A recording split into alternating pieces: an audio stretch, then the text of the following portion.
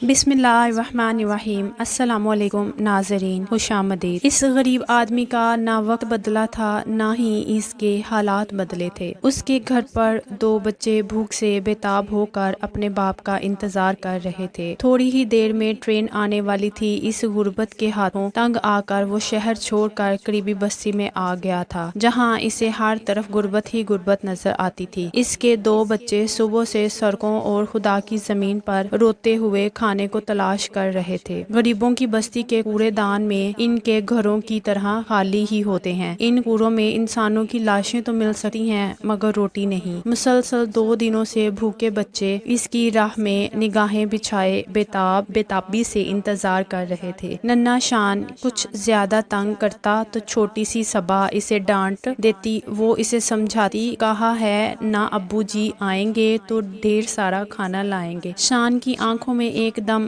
رونق سی آ جاتی۔ سچی باجی ابو کھانا لائیں گے؟ وہ شان کے آنسو پونچھتے ہوئے کہہ رہی تھی۔ بچوں کا مجبور باپ اپنے محلے کی دکان پر گیا، اپنے آس پاس کے سب گھروں میں صدائیں دیں مگر سب نے منگتا چرسا اور بے غیرت جیسے القابات سے ہی نوازا۔ رات کو خالی ہاتھ جیسے ہی وہ گھر پہنچا، ننھے بچے اس کی گود کی طرف لپٹے پیٹ بھوک سے باہر نکلے ہوئے تھے اور آنکھوں میں روٹی کے آنے کی خوشی، لیکن اس کے ہاتھ خالی دیکھے تو صبا ایک دم اداس ہو گئی۔ ابو آج بھی آپ کھانے کو کچھ نہیں لائے؟ ان سب باتوں کا جواب اس کی آنکھوں سے بہتے آنسو تھے۔ نہیں میرے بچوں، اس سسٹم نے مجھے بس دھکے دیے اور کچھ گالیاں دی۔ میرے بچوں، اس نے جیسے ہی بچوں کے پیٹ کو ہاتھ لگایا تو ششدر رہ گیا۔ کئی دن کے بھوکے اور 2 دن سے مسلسل روٹی سے محروم بچوں کے پیٹ ہی نظر نہیں آ رہے تھے۔ وہ پھوٹ پھوٹ کر رونے لگا۔ ابو روئیں مت، ننھے شان نے آگے بڑھ کر ننھے ہاتھوں سے اس کے آنسو صاف کیے۔ ابو مجھے بہت بھوک لگی ہے، ننھی صبا نے تڑپتے ہوئے کہا۔ تو چھوٹے سے شان کو بھی نہ جانے کیا سوجی کہ وہ بھی صبا کا ہمنوا ہو کر رونے لگا۔ ابو مجھے بھی تانا دو، چھوٹا سا بچہ جو بھوک میں سہ نہیں پاتا تھا، مسلسل روئے جا رہا تھا۔ اس رات بھی وہ بغیر کھانا کھائے سوئے۔ ساری رات دونوں بچوں میں کبھی روٹی کا نام لے کر ہنسنے اور کبھی روتے جانے۔ کتنی دیر بعد بچے سوئے وہ نہیں جانتا تھا، لیکن وہ انسان پتھر کا ہو چکا تھا۔ آج بھی روز کی طرح صبح ہوئی تھی، سورج اسی آب و تاب کے ساتھ چمک رہا تھا۔ دونوں بچے انتہا درجے تک لاغر ہو چکے تھے۔ روتے روتے اس کی آنکھوں کے آنسو خشک ہو گئے۔ اس نے دونوں بچوں کو کندھے پر اٹھایا اور قریبی ہسپتال لے گیا، لیکن ڈاکٹرز کی عدم دستیابی کی وجہ سے کسی نے معصوم پھولوں کی طرف رخ تک نہیں کیا۔ یہ اس قصبے کا ایک چھوٹا سا ہسپتال تھا، غریب لوگوں کی بستی تھی۔ اکثر لوگ کہتے تھے یہ غریب آٹے کے ایک تھیلے پر بک جاتے ہیں۔ جس کے گھر میں موت رقص کر رہی ہو، اس کے لیے آٹے کا ایک تھیلا ہی زندگی کی نوید بن کر آتا ہے۔ جب غریب کے بچے بھوک سے مر رہے ہوں، بیمار ہوں، وہ غریب ایک آٹے کے تھیلے کے لیے اپنے آپ کو بیچنے کے لیے تیار ہو جاتا ہے۔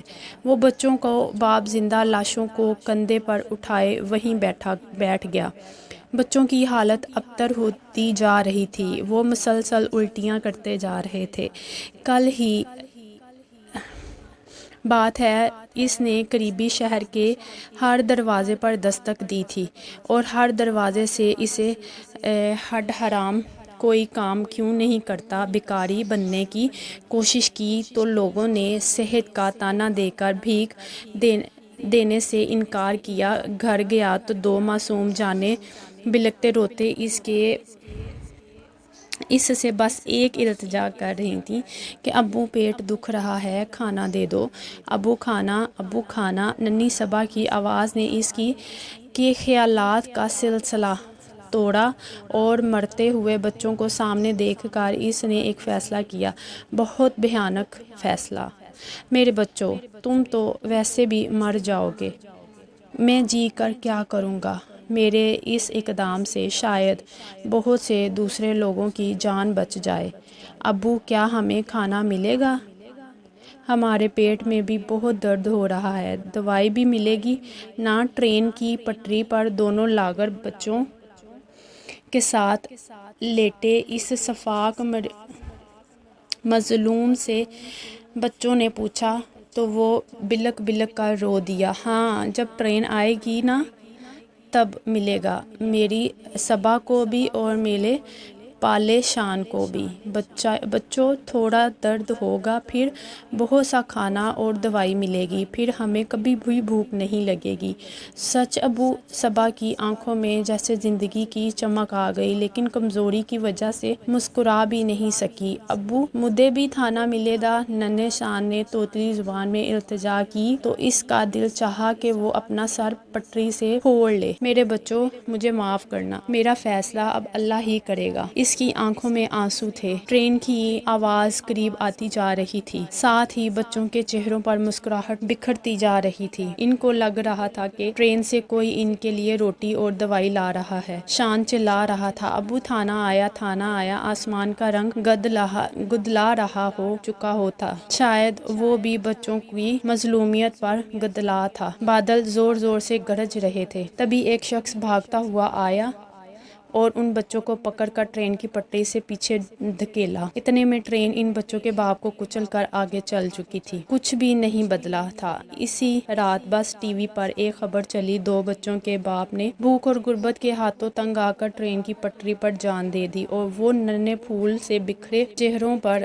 باپ کے خون کے چھینٹوں کے ساتھ بھوک اور کھانا ملنے کی اسی طرح تازہ تھی اور خون آلود ہاتھوں میں روٹی کو پکڑنے کی خواہش تھی۔ یہ ساری داستان سنانے کا مقصد معاشرے میں بڑھتی ہوئی بے حسی ہے، جہاں ایسے کئی لوگ روز مرتے ہیں مگر ہم لوگ تماشائی بنے یہ تماشا دیکھتے رہتے ہیں۔